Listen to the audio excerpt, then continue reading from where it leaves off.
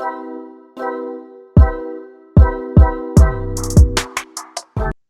right. Hey, everybody.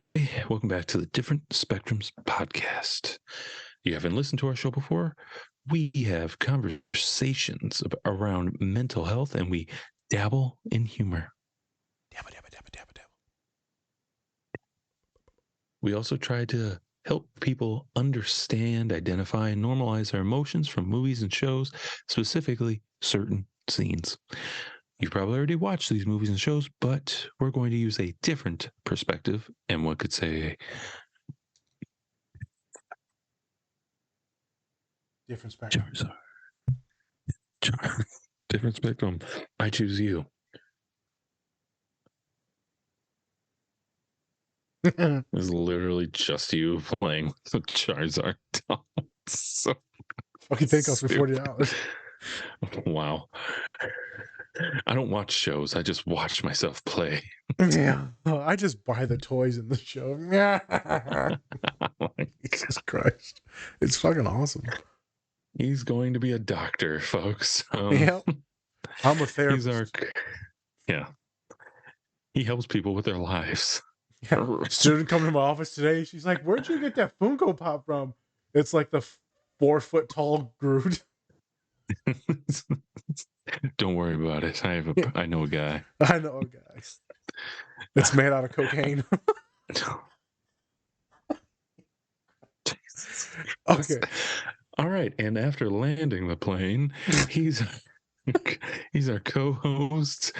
He's a therapist, believe it or not. And he's about to become a doctor. Jeez. Dr. Nas. Ugh. It's Nazir, everybody.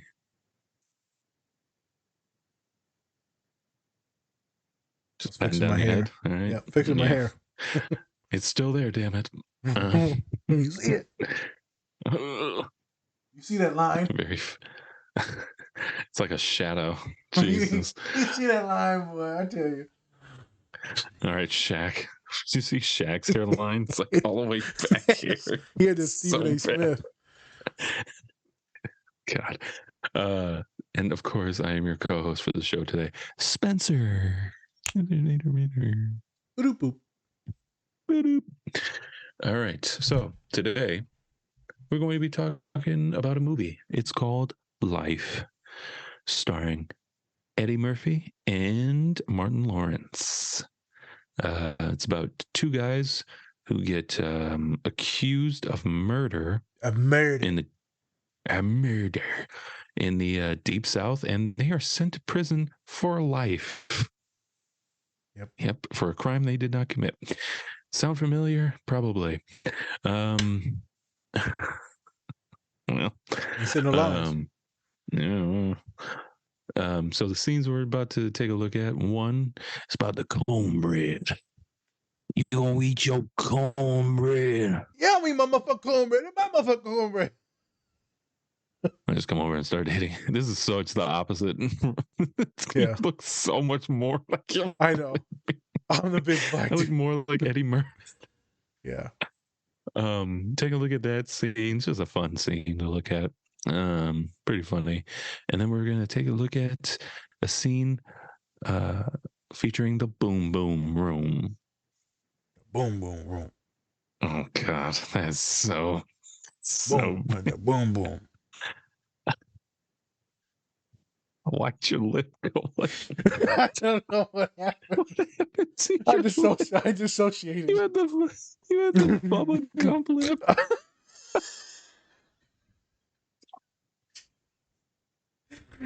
don't know. That's I love coconut shrimp, fried shrimp.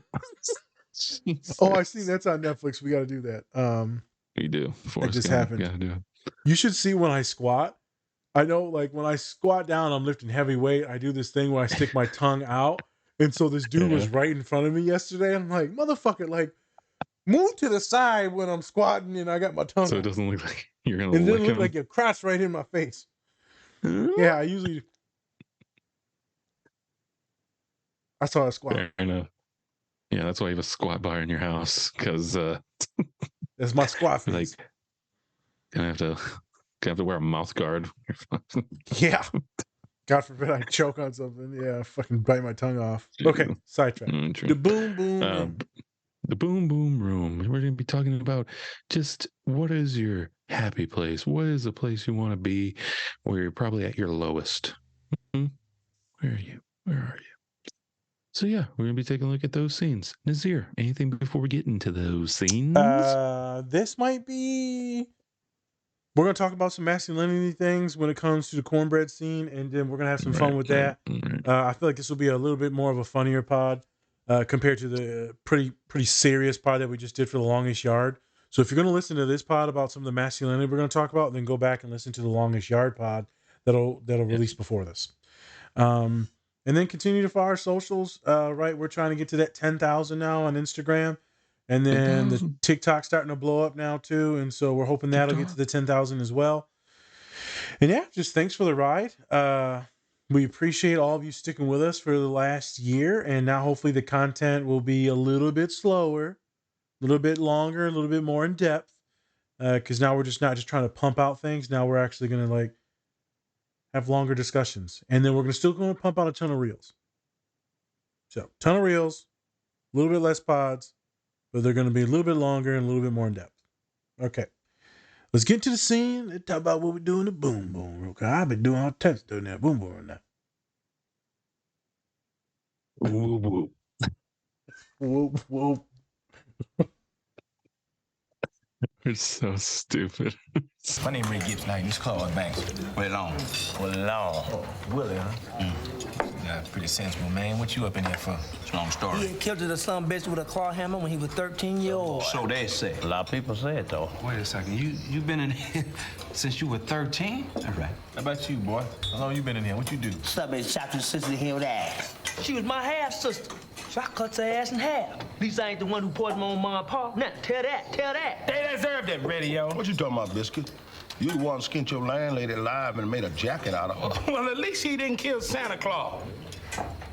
Santa Claus? Which one you niggas killed Santa Claus? No, it wasn't the Santa Claus. He just wearing the suit and ringing the bells. Man, He had presents. I ain't getting nothing. You killed one of them Salvation men and the dude to be out there was on the street with the bell? Something like that. That's what he did. Nobody try to escape from here? They run, but they never get too far. Old Cougar there made it clear to Greenville a couple years back. Like a mighty cagey country boy navigate his way through them woods and bayous. You gotta know what you're doing. Hey, what y'all did? The fuck y'all do? We went on the most violent. Yeah, violent killing spree all around the country. We've been killing people all this month, all month, man. If y'all was out and was reading the papers, you ain't heard about it. Claude and Ray. Claude and Ray. Fuck it, you know. Sometimes you got to do certain shit. It's just enough that people know that you know I go where I need to go to get it done. If you push my button, there's no telling what I may do. Stab you, choke you, bite you. I mean, whatever it takes to make a motherfucker stop existing, I would do that. I wish this spoon was sharp. I stab a nigga right now. I bet one motherfucker to death. You wanna fuck with us? Nah, you don't really wanna fuck with us. You know, I press the wrong button, nigga pop. Hey, girl, you gonna eat your cornbread? Oh, Trevor. Don't say nothing. You talking to me? Yeah, I think you're talking to you. No, not at all. I want you to have it. Willie, you mind passing this down to...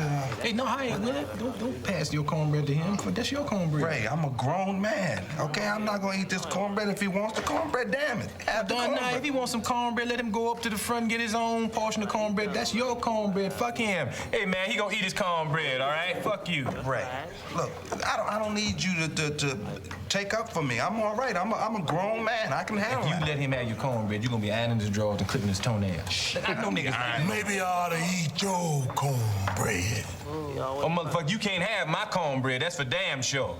Because if you try to take my cornbread, part 2 of my killing spree gonna begin up in here on your ass right now. If you think about my cornbread, get the taste out your mouth, that's for damn sure. Now, fuck him. Fuck that, because I'm from New York City, goddammit. Nobody take no cornbread from me. And that go for you and any other you motherfucking farmers want to try some shit. You fuck around with me, it's gonna be consequences and repercussions.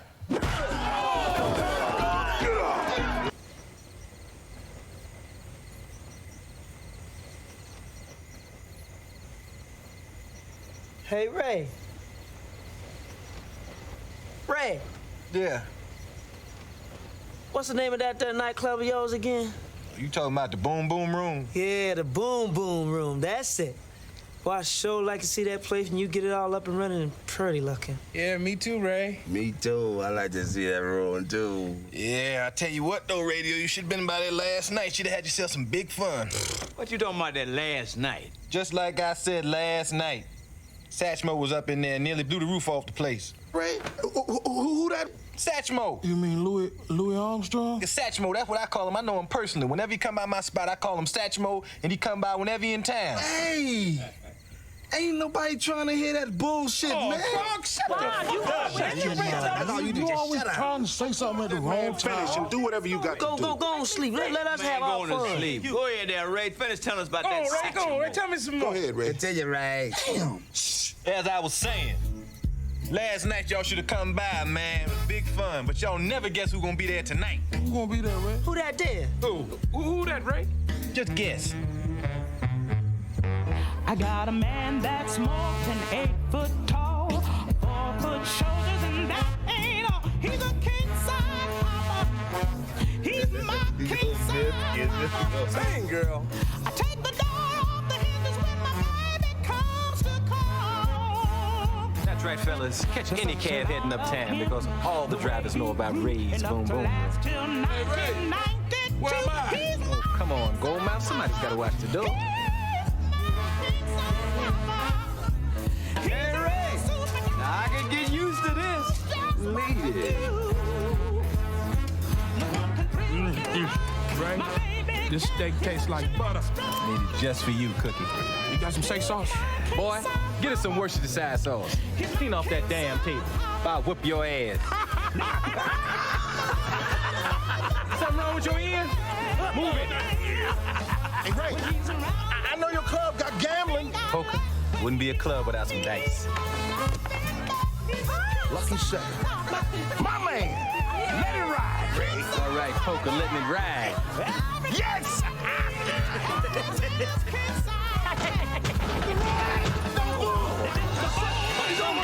Ah, damn, party over. Get the back door. Put all the women in my car. Get inside. You about ready to spend the night in the hole, boy. Now shut up and go to sleep. You got that, boy? Huh? That goes for the rest of you girls, too. Now, I don't want to hear another peep about no fucking boom boom room. Sorry, Captain. Shut your mouth and your fat ass, boy. Don't be playing with yourselves.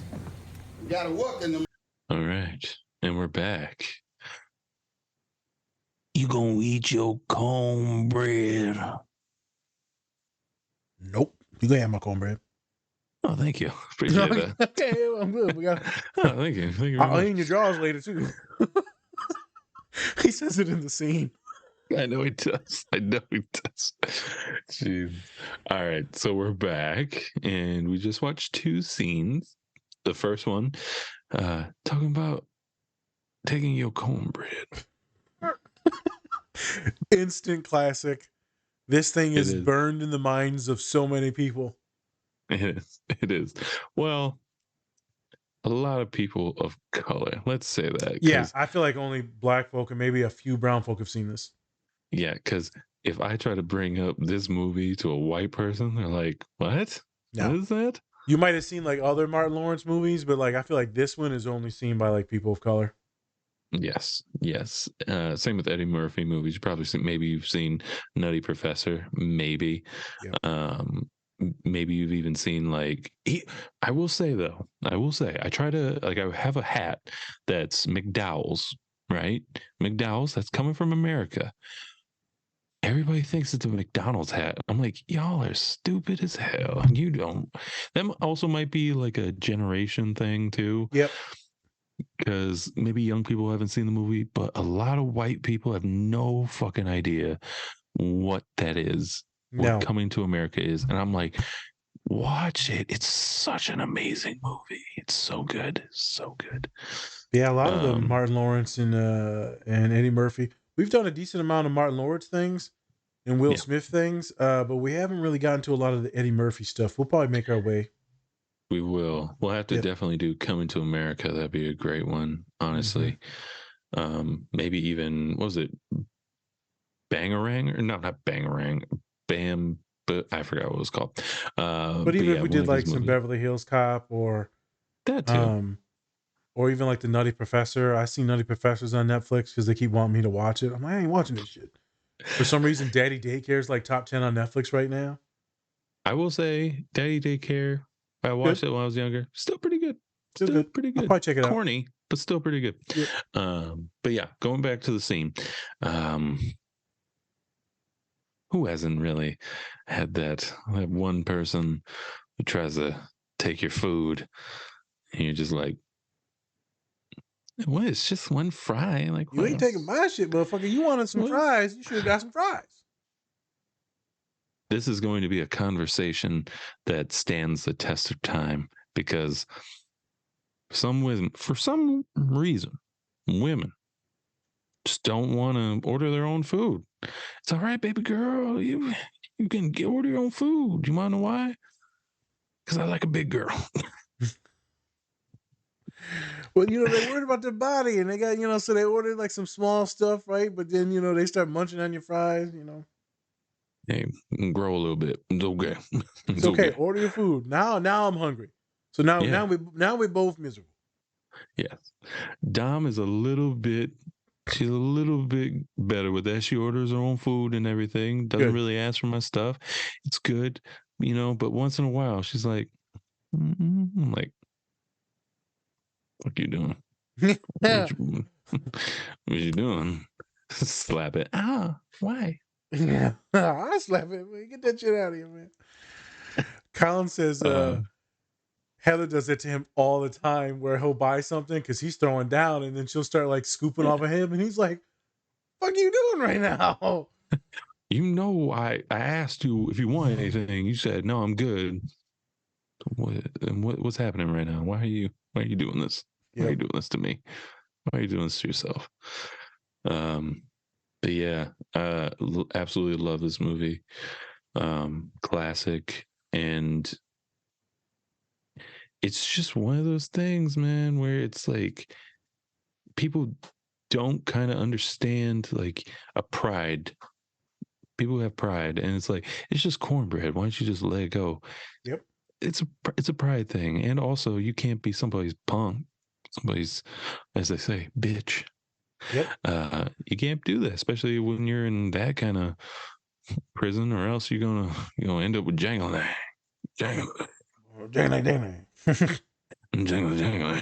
So that's a character played by Bernie Mac in the show. Rest in peace, Bernie Mac. Yeah, rest in peace, Bernie Mac. That is like hitting on Martin Lawrence's character and like trying to wife him up and stuff. Yes. And so I think this is like relates really closely, like I said, to the Longest Yard episode that we watched. Because it's another prison scene. We're talking about masculinity again. We've all been there with friends or relationships or family members where like people are trying to eat your food or like you're all you set boundaries and shit. It's a weird time. It is. Yeah, so I think everyone can kind of relate to this. But for a lot of black and brown bodies that's seen this, it is like a staple. Like I cannot even look at cornbread without you eat your cornbread. Like as soon as it comes out of the oven, my dad's like, of course I'm gonna eat it, motherfucker. I just cooked it. Maybe I'll have your cornbread. Yeah. You just talked to Salim. Oh yeah, Salim would be like, "Fuck is going on right now?" Why? I want my cornbread. What? This is my bread. I want your cornbread. I just love saying it. I love the super masculine, super big fucking dude.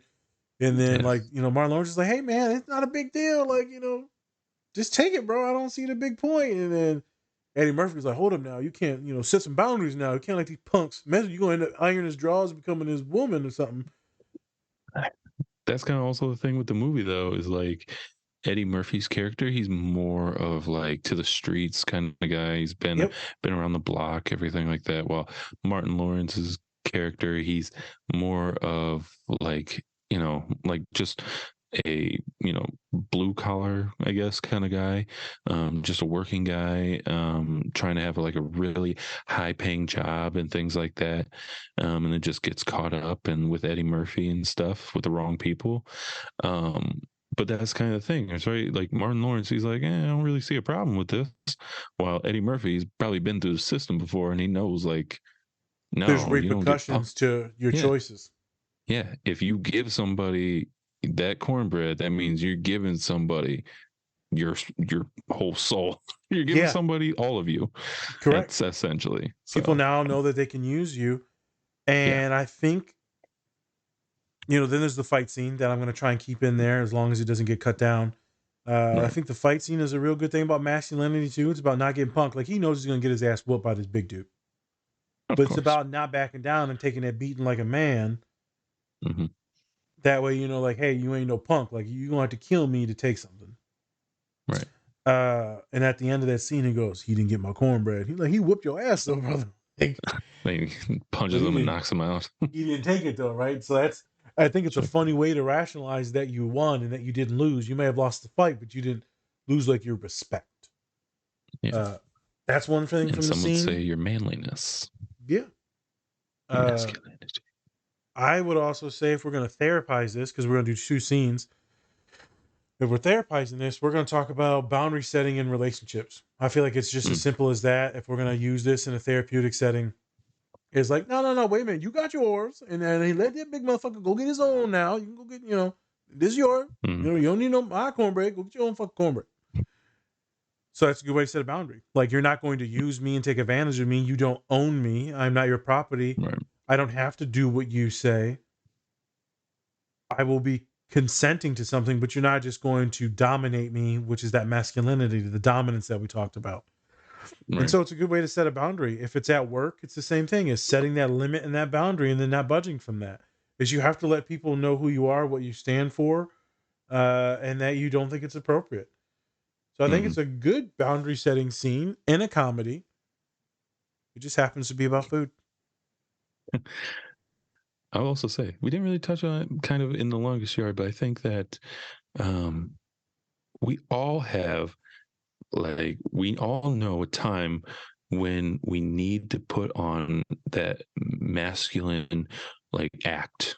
I think, like for a lot of us who aren't masculine all the time, I think we all know when to put that mask on.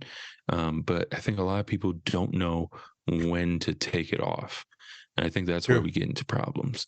I think a lot of people get into problems with like, okay, in this situation, I have to be masculine. I have to, stand up for myself. I have to do things that are, out of my comfort zone just to make sure that nobody messes with me.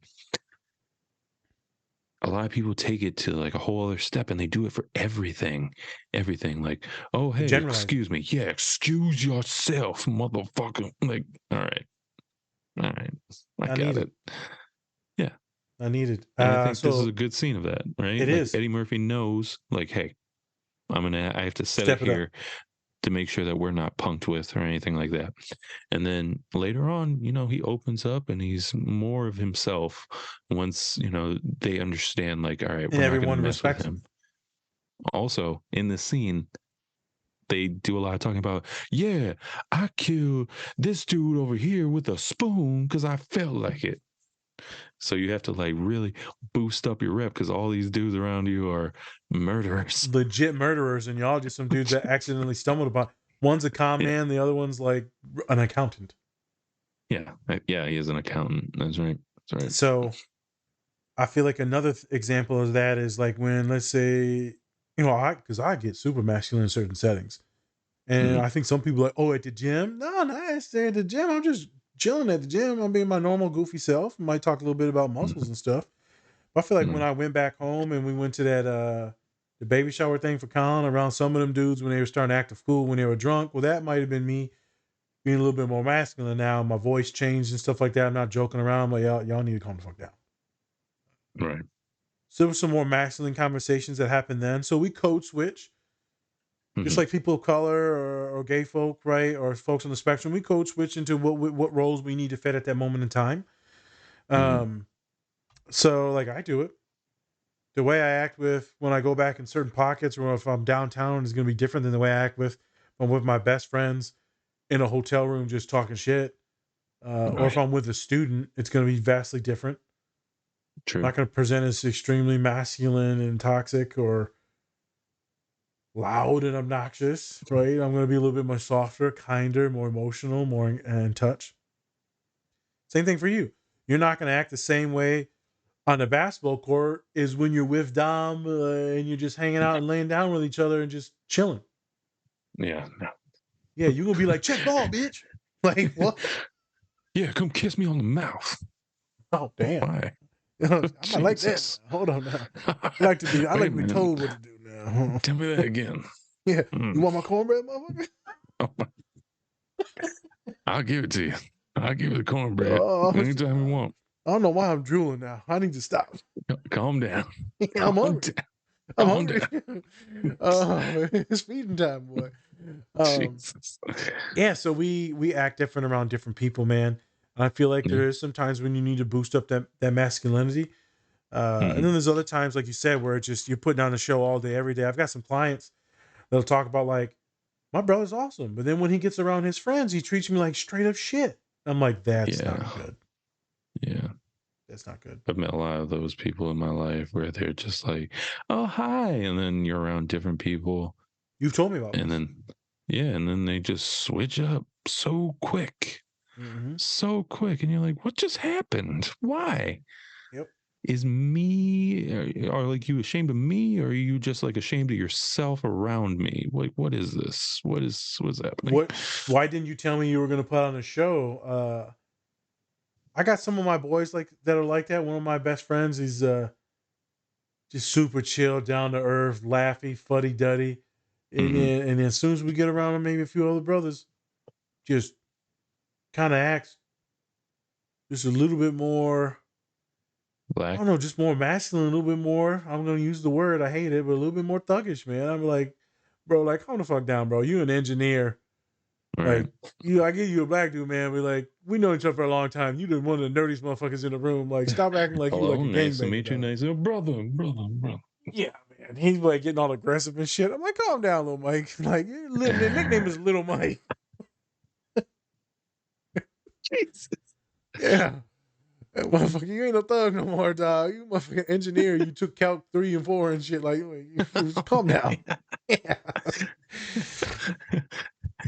Ain't no dudes in the streets doing calc. Yeah, man. He'll go from like being nerdy with me and just chilling and laughing, man. Then as soon as we get around a few dudes, just one of these start rubbing his fists together and stuff. Like, stop. You need to calm down. He just gets some candy in his hand. He's like, brother. Yeah. Like, we What's rolling happening, dice brother? now? What's happening, brother? Jesus. Just pulls out a fucking pimp cane. Oh Pimping ain't easy now. Who are you? Boy, you work at GM, bro. Chill out.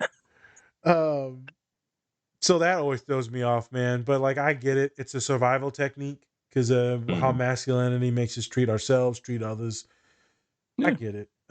It just feels kind of shitty.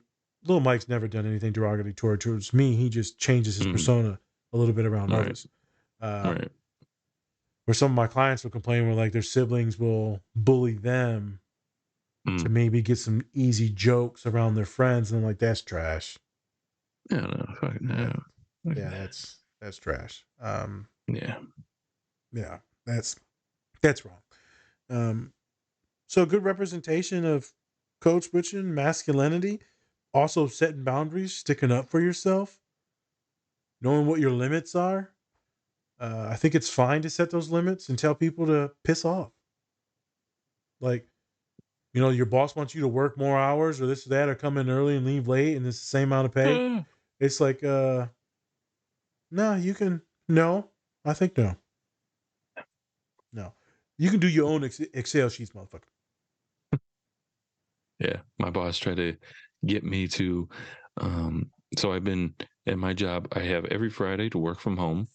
My boss tried to take that away from me because he's like, oh, you're not, you have to do it if you're working. I'm like, bro, I'm working.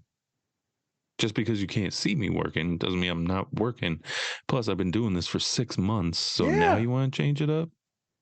That's strange. Seems like a power trip to me, but Something's going on. yeah, something's wrong with that dude. But yeah, I feel that it's just can't be taken advantage of. Can't, Nope. because they're just gonna keep on walking all over you. They will. If people know that they can take advantage, they're going to keep going and going and going. And so that's why in this scene, he's like, no, we won't stop this. Yeah. I remember when I worked in retail, I would always say yes to, like, if, like, oh, do you want to, okay, can you take this shift? Yeah, sure. Why not? Kept on saying yes. And then they asked me to do something. I'm like, no. I finally just was like, no, I'm not doing this anymore because I'm tired. I don't feel like taking all these shifts. No.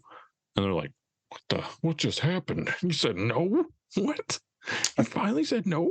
We're fine. That's when we're younger in our career, man, and we know we got to make some move and appease people. Sucks. And like we're a little insecure, and like I was doing a whole bunch of extra shit. Now I'm like, I ain't doing that.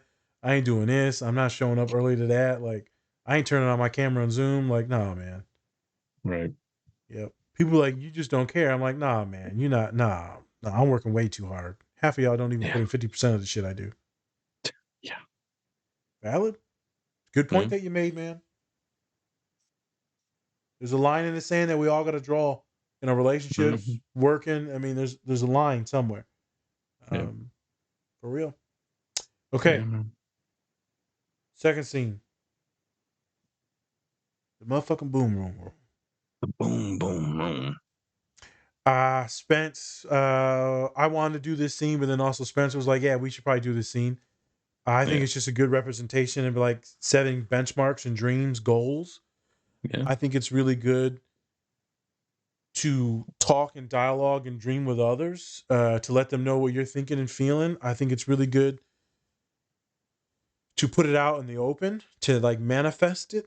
Because it makes it a little bit more real, makes you run towards it if you tell people instead if you just keep it a secret in your mind. You know, if you don't do it or achieve it or run towards it, then it's fine. You don't have to be ashamed. Putting it out there is very beneficial. Yeah.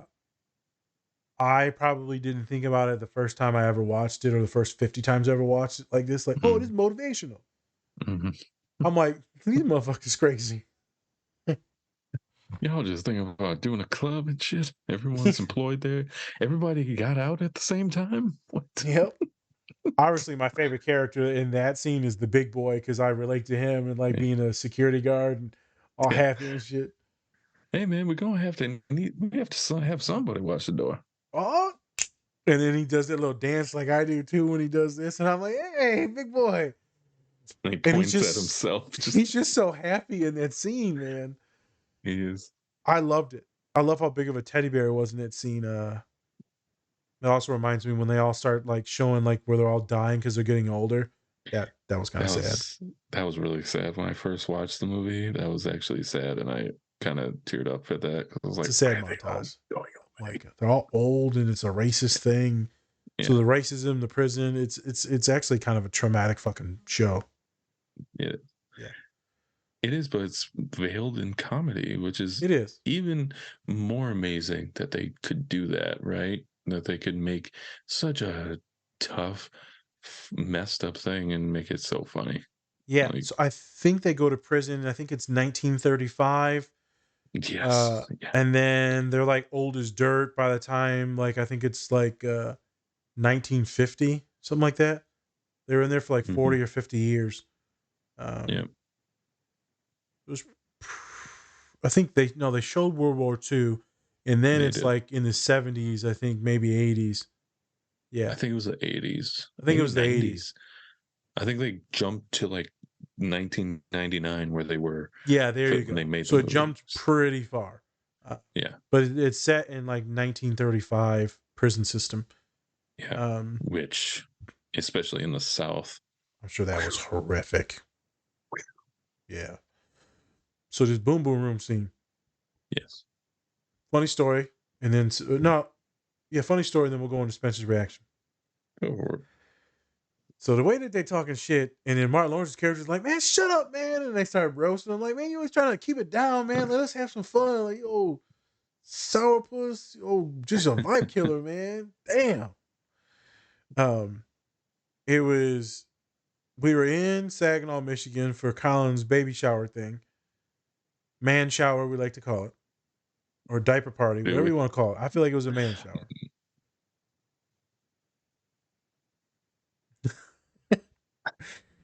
And we had just gotten into town, so it was like a 5 hour drive, something like that.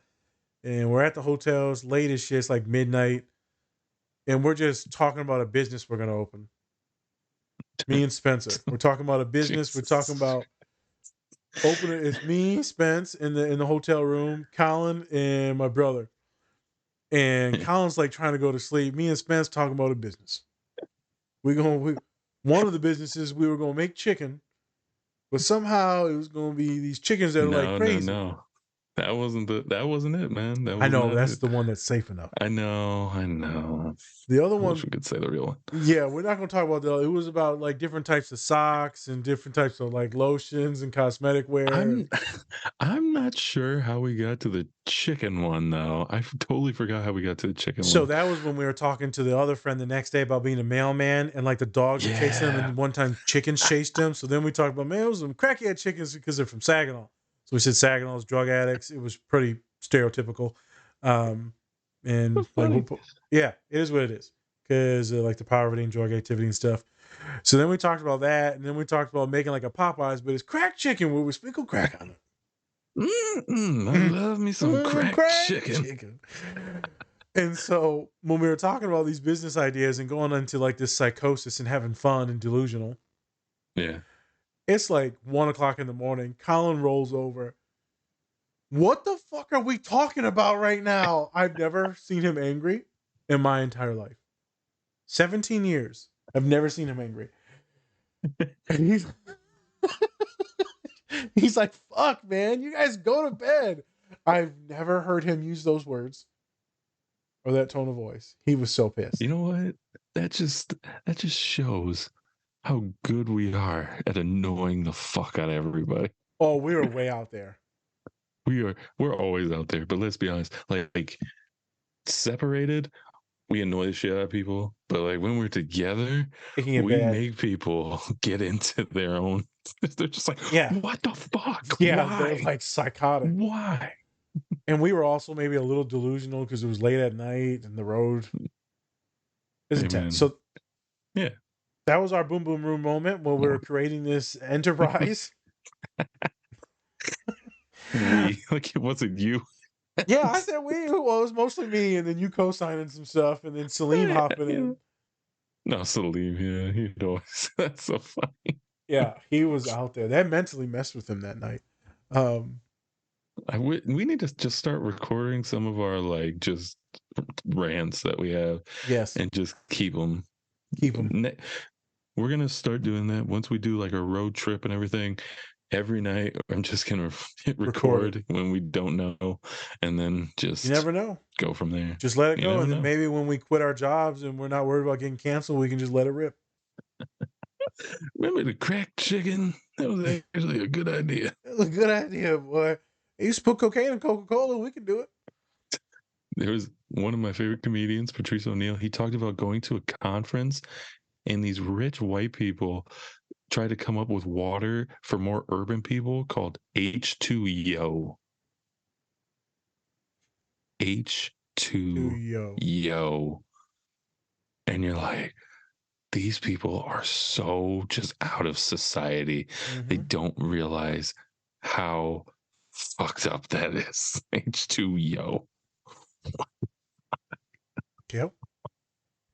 Just random stuff, man. Going back to the boom boom room. The boom boom room. I think that it's healthy to have these fun conversations and talk some shit with your friends, peers, or loved ones. I think it's really good to fantasize about it. Mm-hmm. I think it's good to dream. And why dream small? Dream big, dream large. Like if you're going to want to be like a scientist, imagine when one of you at these big fucking companies are creating some pharmaceutical to solve cancer. Or if you want to work at a video game place, imagine yourself being an executive director of EA Sports. executive director of 2K Entertainment. Like, dream big. Right. Uh, Right. and then if you imagine bringing your friends along you, how awesome is that dream? You can bring them along and they're there at the club with you. You're already in this miserable place in a prison in a cell rotting because of racism and all this other shit. Like, I mean, do your thing, man. If you want to fantasize and dissociate for a little bit to gain some sanity, do your thing. We talked Yeah. about it with Happy yeah, go ahead. Gilmore. Sorry, I'll finish this and then you're good. It's the same thing as Happy Gilmore. Go to your happy place. This is just a different version. Yeah. True. But you're bringing people with you this time. What were you going to say? I just think that I think a lot of people get caught up in not really dreaming anymore because they just don't want to get disappointed. It's all fear. Yeah, it's fear. But the reason why they're so happy with this is because it's like they're probably the lowest that they're ever going to go, lowest that they can ever go. Yep. You're not going to get lower than just being in prison, honestly, unless you're dead. And, I think that that's why a lot of people in prison, they just have these high hopes and dreams. And some of them don't at all because they just can't see themselves doing anything other than being in prison, which is just sad as fuck, honestly. I would assume, yeah, some people are going to just lose hope and they'll just kind of lose their spirit and their soul. I assume some will just accept it because they know what their life is. This is it. And then some will still try to dissociate and fantasize and think about what they're going to do, where they're going to go, because the other way is what? Just depression? Yeah. I mean, what type of life is that? That's why a lot of people get into like writing, poetry, and a lot of faith, because they need something to pull them out of where they are, that kind of depression and or just having that escape. Yeah. That's why I like this scene, because it gives you just such everybody was just so happy thinking about being part of the Boom Boom Room. And awesome. Yeah. And I think, honestly, that's why I love doing this show too, is because we can dream big on what we can do. And then we can really boost ourselves up and then other people around us, while we, actually have something more concrete as time goes by. And I think that's an amazing thing. And we don't have to, and we have good jobs, but we want to build something to where we can totally be ourselves and totally, not have to worry about what other people think about what we say, stuff like that. But also making sure that we're critical of some of the things that we say to each other to make sure that we check ourselves. Yeah. That's also important. But yeah, I absolutely love the scene. I love it when he just talks shit to Martin Lawrence. Hey, boy, give me some steak sauce right away before I whoop your ass. That would have been a Colin moment where I'm like, man, shut up, man. Don't ruin this for us. All right? Bullshitting ass. These socks are going to be. Yeah, this is it. I think you made a valid point, though. Like, kind of with the pod, it was awesome to bring in Vicky, Serena, Colin, Salim, Dom.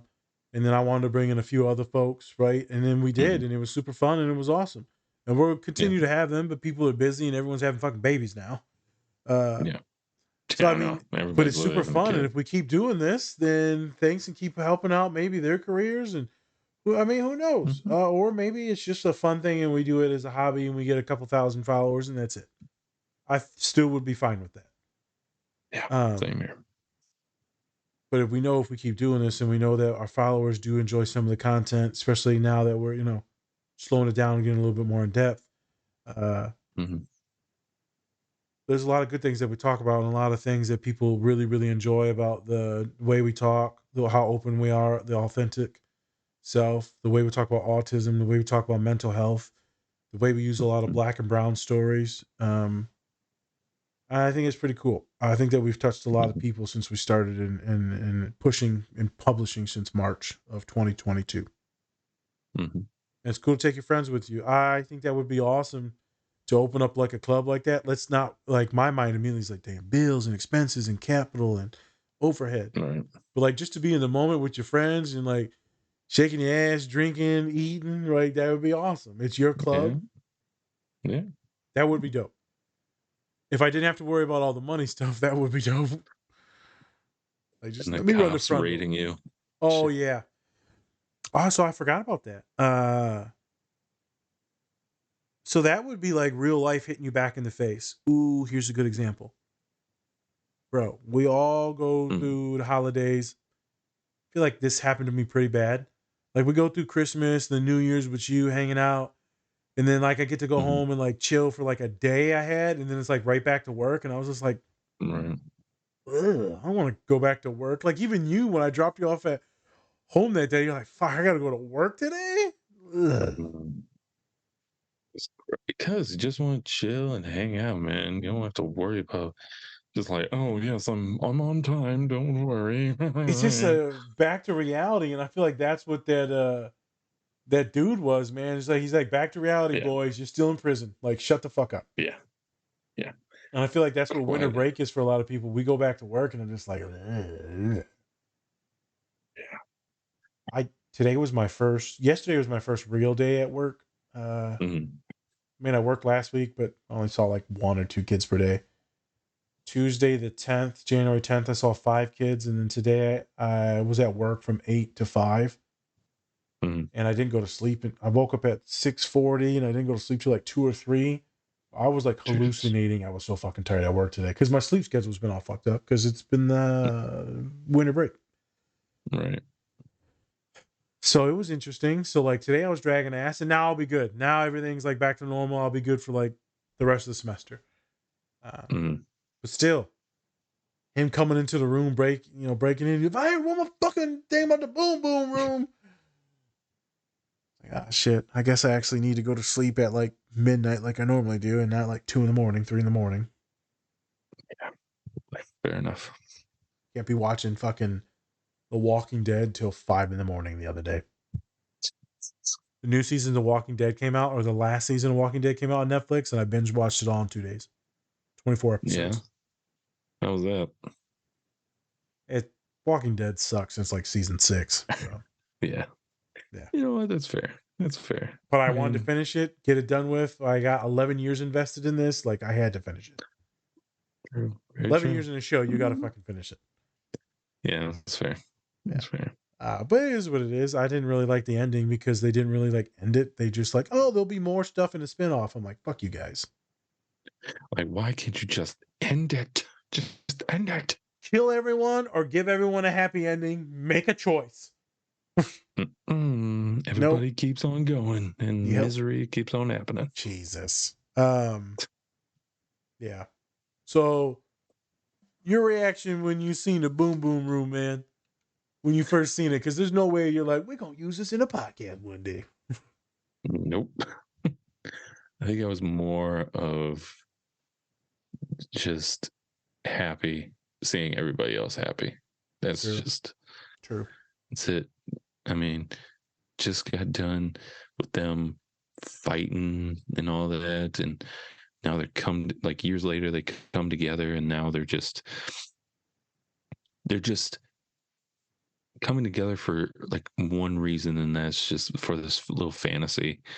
I think we can all relate to that, where we just have like this like delusions of grandeur. And it might not be realistic, but we think of it as something that we can achieve at some point in our lives.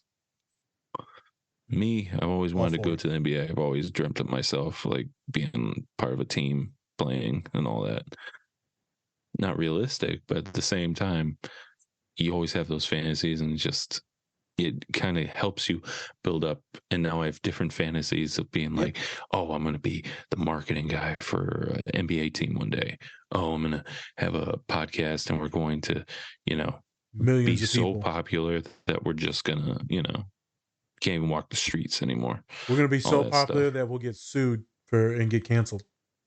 Can't wait. I can't wait to get canceled. I'm going to be like, damn, bro, we made it. We made it. I didn't even know that they were paying attention to us. Yep. That makes sense, right? I mean, now you're also, it's different. You're probably thinking about, making sure that you have a good relationship, marriage one day. owning a house together with that person, like just things they start to slowly change. Maybe a kid one day, like Yeah, the fantasy changes. it does. Yeah, I've been thinking about that a lot more lately. Um, just starting a family and all that. I mean, I'm old enough. I mean, you know, Yep. took a while, but I'm like, okay, I guess I can do that. Check yes. But I think that yeah, one day gonna have a house with some pups, some little pups, and I'll probably be happy. I'll probably be really, really happy and just relax Yeah. and make sure work doesn't, take hold of Kill you. everything. Yeah. But I mean, yeah, we'll see what the future holds. It's nice to have these dreams and fantasies. It's nice to think about the things and goals that we want, because if we don't dream, then what the fuck are we doing this for? We're just working, shitting, and sleeping. That's not. That's terrible. Yeah, yeah. You're just a cog in the system. Like you want to think about, how can I get to the top of whatever my profession is, whatever my nerddom is, whatever my video game is? Like, can I make it into something kind of cool? Mm-hmm. Yeah. Right. I'm going to be at the top of my educational route, where I'll stop that with the doctorate. We're doing the pod. We'll see how that goes. I had expectations in the beginning. Now I'm letting go of that because it gave me too much anxiety and like OCD Mm-hmm. and all that stuff. So I let Right. go of that with the Instagram, maybe like in November. And then like it was just cool. I'm just gonna pump it out and have fun. We'll see what happens. Just Mm-hmm. so worried about getting it to the next number, the next number, the next number. And then Instagram algorithm was acting weird. Then everything shut down for like the whole month of December. I was like literally panicking. But I was like, what am I? We made it to the goal that we wanted, 7,500. Who cares? The Yeah. original goal was 3,000. Yeah. Blew that out of the water. Out of water. So now the goal is to, get a different job, continue to make a little bit more money, buy a little bit bigger of a house so I can have a nerd cave and then also like a work studio instead of like everything being in my bedroom. Yeah. Want to get a dog, like an actual dog. Yes. I would like to be a counselor for a pro team. I would have loved to been it for the Pistons, Mm-hmm. or a major university. But we'll see what happens in life. Yeah. I just show up, see what happens. Like I'm so close to so many of my dream things, so close. I'm like, Jesus, I'll probably have most of them by the time I'm like 35, 37. Yeah. Do I just die after that, or do I keep going? Like, what do I do? Travel, make family, keep it going, man. Have new adventures. Nah, I'll just die after I get it all. I'm like, fuck it. I don't want to try Okay. anymore. Well, this was a fun show today. Real with the laughs. It can only get worse from there. So get your goals, and then it's time to die. And I'm dead. I'm tired. I'm joking, people. Don't worry about me. I'm joking. Sure. Yeah. Sure. But yeah, that's what I was just thinking about. Goals change, man. They change. They change. Yeah. They change, and I think it's good to change. I think it's good to dream big. Yeah. Here's a Spence question. So back in the day, one of the very first pods that we did is like, what is your November? From that, who was that singer? Tyler, the Creator. Tyler, the Creator. One of my students' favorite singers. Mm-hmm. So like, what is your November? Which is like, what was like your happy moment in life and stuff like that, right? Yeah, it was like, what was the happiest moment in your life that you could remember? Okay. Something to where you wish you could go back to it. And so I feel like this is the same type of thing. Like, what everyone here, we're gonna leave you with the homework assignment. Mm-hmm. What is your dream? Identify it, write it down. Then what's the biggest and greatest version there is? If you want to work at a certain industry, what's the coolest place at that industry? Or do you want to start your own place and make it a conglomerate where it's bigger than Google? Whatever. If it's a nonprofit, what is that? If it's just to have a fucking massive garden and live alone by yourself on a farm, okay.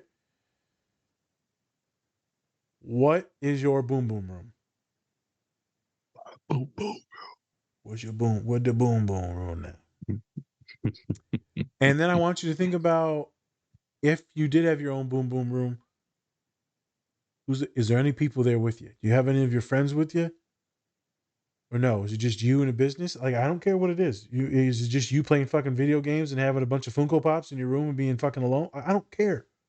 What is it? Identify it. Is it having 900 stuffed animals? Jeez. Don't show them the collection. Oh, no. Oh, no.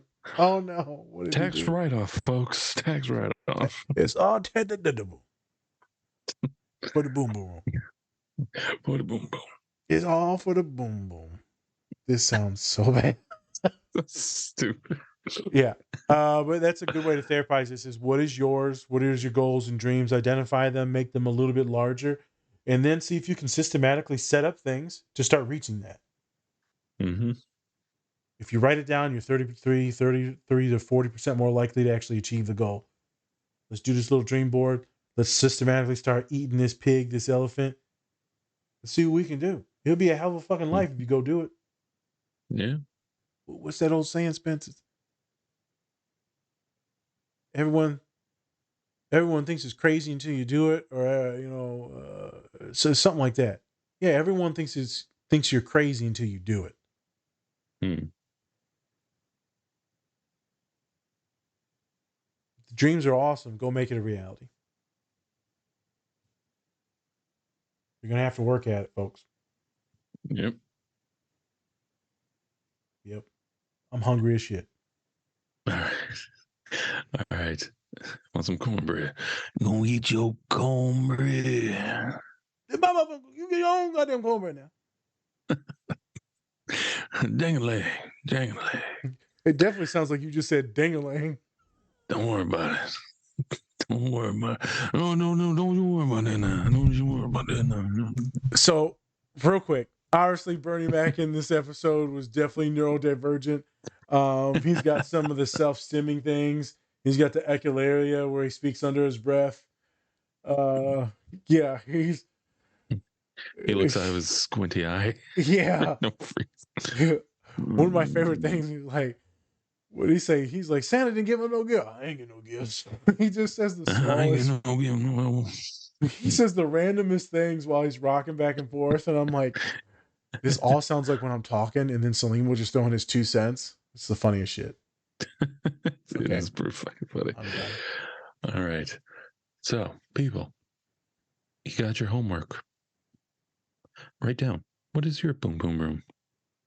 And who was there with you, if anybody? Also, make our boom boom room come true. Hit that like and share button on all of our socials. We'd really appreciate it. I'm Spencer. This is Nazir, and this has been the Different Spectrums podcast. Yay! Right in the boom boom. I'm not doing any more boom boom. Don't do any. Yeah, help us make our boom boom a reality. All right, people, peace.